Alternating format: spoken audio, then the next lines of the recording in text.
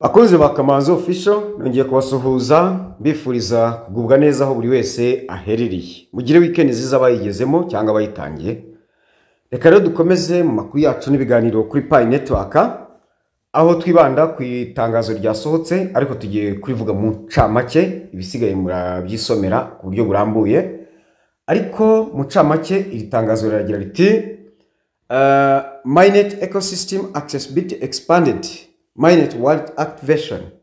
Ukuvuga ngo uburyo bushya bwo gukoresha Mainnet kwigiraho byoroshye bwagutse. Sibyo? Ubwo rero urakora iki? Uractivating wallet yawe cyangwa se urayikoresha ibyo bagusaba. Kuactivating ubwo nko kuyivugurura. Tuvuge ko ari kuyivugurura. Itangazo rirakomeza rigira riti expanding accessibility to Pi Mainnet ecosystems through new wallet activation opportunities. Kwagura kugera cyangwa gukoresha kuri Mainnet ya Pi Network ecosystem binyuze muri wallet activation mu mahirwe ya wallet activation. Reka rero mbabwire mu ncamake uko bimeze ntabwo ndi bujye gusoma itangazo ryose. Ahubwo unyuze hariya ku itangazo ukareba hariya handitse ngo hariya iburyo wallet, ibumoso ni learn more, ni gusoma itangazo ryose uko ryakabaye.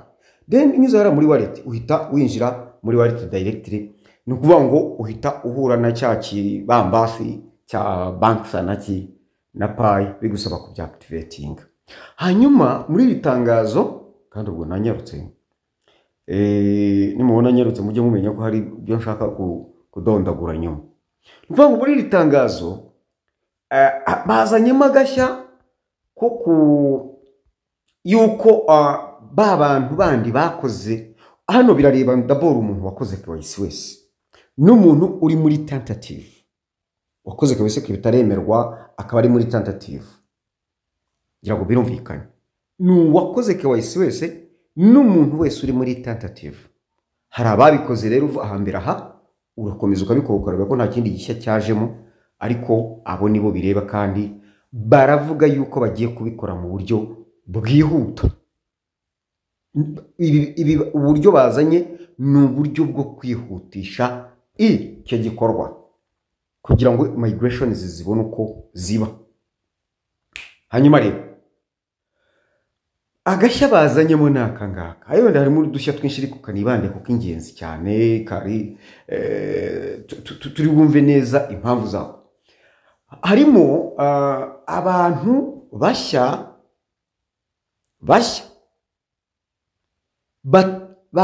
bari barimo gukoresha Pi ariko bitari muri systeme za Pi, cyo bita third party.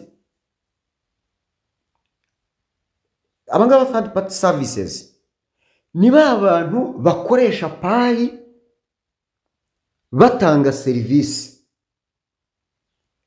Urugero batanga ni nka Banksa.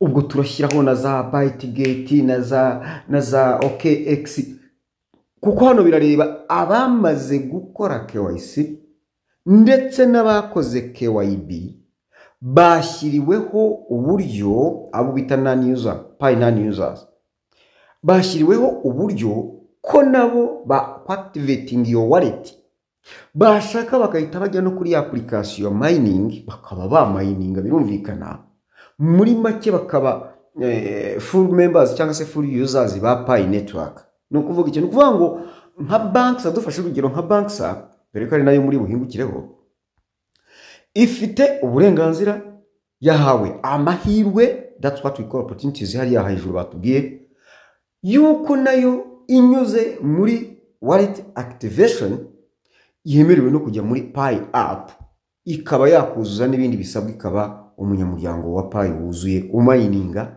Pi. Ibi bikaba ari uburyo gushya bwo kwagura abakoresha Pi batari inyuma gusa. Ibyo rero bikagaragaza ko Pi izakira abayikoresha benshi cyane muri ubu buryo bwa third party, ariko ubu buryo bukaba butari mu bihugu byose cyangwa mu bice byose, ni mu bihugu bimwe byatoranijwe batavuze urutonde rwabyo hano, ahubwo bakareba abo bantu abo bahisemo kuba bakwikoranira na Pi.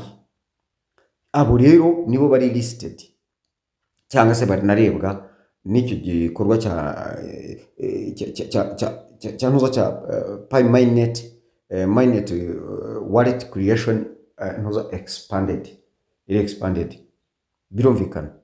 Hanyuma rero ntabwo itangazo cyangwa se aya makuru ushaka yuko amara igihe, ahubwo ndashaka yuko tuyahina mwumva ikirimo n'iki, ikikureba n'iki. Hano rero basoje itangazo bihaniza,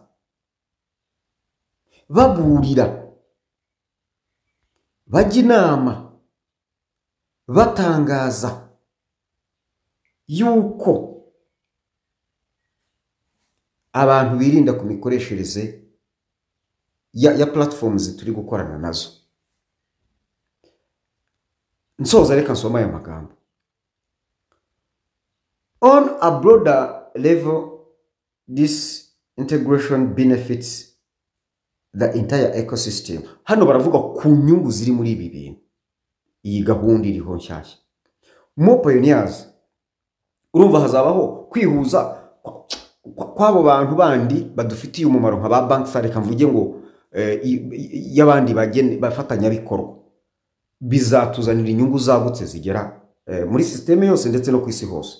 Hanyuma more pioneers with mainnet wallet means that developers and ecosystem apps will gain a larger base of participants, driving more transactions, testing and feedback, accelerating the development and real-world use of Pi. Nukuvuga ngo aba pioneers benshi bari bukurikize iyi gahunda cyangwa se abo ireba, bisobanuye yuko ba bantu bakoze ama application benshi, ayo application ari muri ecosystem ya Pi bose tuzungukira mu buryo bugari cyangwa bwagutse kuri abo baza badusanga, ndetse no kugira tuzagira za transaction nyinshi zitari zo muri Pi gusa, ahubwo niza nahariya, ndetse no kugira ibikorwa dukoresha byinshi, tugasuzuma amahirwe ya hano na hano, tukabona ingaruka nziza.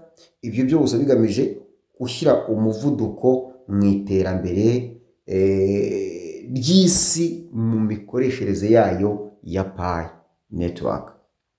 Barasoza batubwira ngo nk'uko bisanzwe, as always, please refrain from using any third-party services that claim they are integrated with Pi but are not listed on this KYB services web page.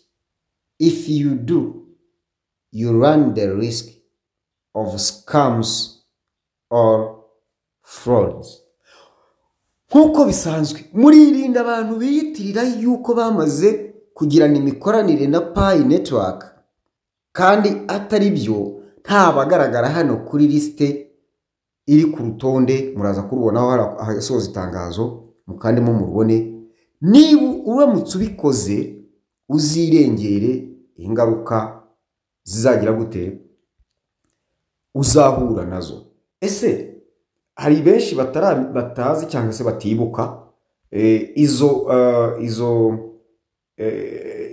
izo zemerewe gukorana na Pi ni zihe?